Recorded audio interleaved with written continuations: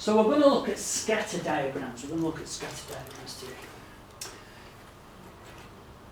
We're also going to look at some coordinates. So how scatter diagrams are used to extract information, to interpret information, and then we can draw one, or draw like a graph or a scatter diagram, same kind of thing. And again, this is going to go onto the YouTube channel. It's my little sounding bit. So what is a scatter diagram? This is a scatter diagram, basically. It's like a graph, and all the points on it are scattered about. Okay, that's what it is. Dead popular. And they show data, show bits of information. It also shows a relationship or a correlation. Similar, but slightly different. That interprets some information and it allows you to find some information.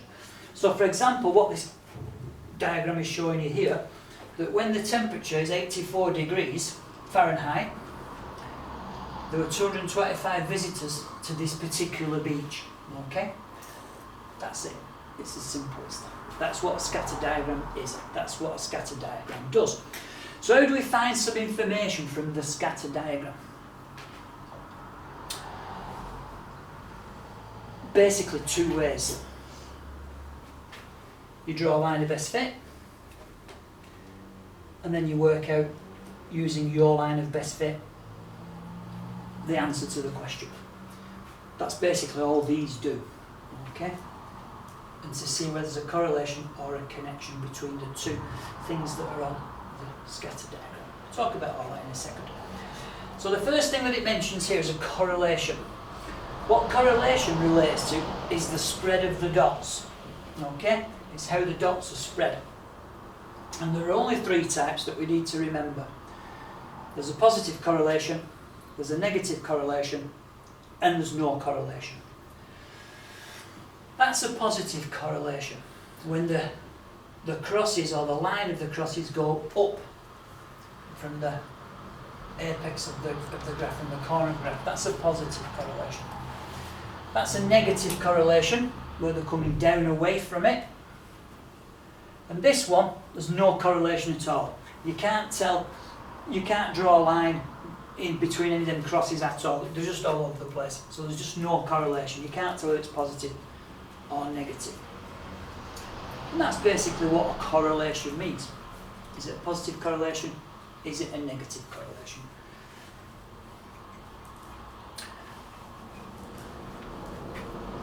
Relationship describes what the graph is representing, okay? Slightly different to correlation. So in this particular graph here, the correlation is positive because you can see the dots are going up. The relationship is the relationship between the temperature and the sales of ice cream. It's the relationship, it concerns these two legends here, okay? So the relationship between that graph there is, as the temperature increases, so do the sales of ice cream. That's the relationship, okay? It's a positive correlation because as the temperature increases, so do the sales of ice cream. Yeah? That's the difference between a correlation and a relationship, okay? Fairly straightforward stuff. It's a positive correlation. Here's a few different ones, just to show us. That's a positive correlation again. As your height increases, so does your weight. This one, age and value of a car. As the car gets older, the value decreases. That's a negative correlation. You can see it's coming down. No correlation. No correlation at all. Okay. So that's a positive. As the height increases, so does the weight. What's that correlation? It's negative, and the relationship, the value of the car decreases with age. That one up there, correlation, there is none. Okay. So that's correlation and relationship. Really, really straightforward stuff. Now what might happen in your exam is you might have to draw one of these. Okay? You might have to draw a graph, plot some information, and then describe the relationship or the correlation. Okay? So how are we going to do this? It says the table below shows the results of student maths and English exams out of 80. Plot a scatter graph for this information. So, I haven't got graph paper on here, obviously I haven't got graph paper there on the table. But how would we do something like this? So let's imagine we've got our graph paper. Okay. If you've got that situation in an exam, what you need to do, you need to look at the highest numbers that you've got on there. So the highest number for the maths mark is 75. Okay? The highest number for the English mark is also 75. 78. Oh, 78, yeah. So what you need to do then, you decide maths going there, English going there, which way is it going? So I'll say, let's say maths goes here, let's say English goes there. And then you look at your piece of paper that you've got. So let's say we've got this piece of paper here. Let's say we've got this piece of paper here. So what you need to do then, you need to think about how many little squares there are down the bottom, down the side. Now, I don't mean the tiniest little things. I mean these kind of bigger little blocks. And think to yourself, okay, well there's 10 of those tiny little things in that block there. Where's my other pen? And I can show you with my other pen. Just get a bit of glue to. Because what we don't want to do is make the graph. And I've seen it in the past. I've seen it where people have got a little graph in the corner here. It's about this big. And you can't read the information. So, 10, 20, 30, 40, 50, 60, 70, 80. So I could go up in 10, I could go along in tens.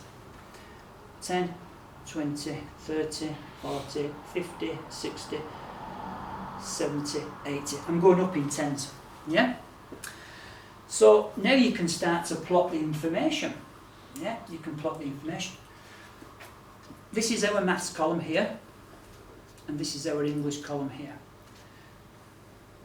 So the person scored 48 in maths and 56 in English. So we find 56, 10, 20, 30, 40, 50, find 56.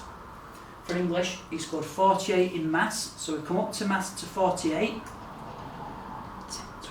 40, 5, 6, 8. We go across, we go up, we obviously use a ruler for this, and we put ourselves a little mark where it is. Yeah, that's as easy as that.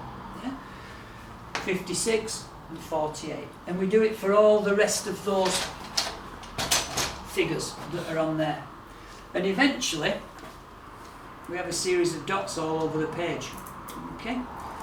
I don't know where they actually are because we haven't done it as a little example. But that's how you kind of do that. That's how you draw it. Does it matter? Doesn't matter whether you put maths, doesn't matter which way around you do it. The important thing is to make it fit the page, or as best you can. Because once you've got it on the page, what you need to be able to do then, at some point, you may have to draw a line of best fit and then find a bit of information from that line of best fit. But if you've got all your dots down here, it's really difficult to work out an exact figure. So always think to yourself, and they'll always give you numbers where it'll fit on one of these A4 pages. Because if you look at the back of one of the back of exam papers, you've got a graph that's about half the size of that. So just make sure, and 9 times out of 10, you can do this where these little increments, 1 to 10, so that's 10, 20, you can do it, yeah? And it does work, they make it so they do work. So just make it big enough for you to see, alright? Fancy having a draw? Yeah, there's some graph paper. There's some graph paper, let's draw some. I'll get some rulers.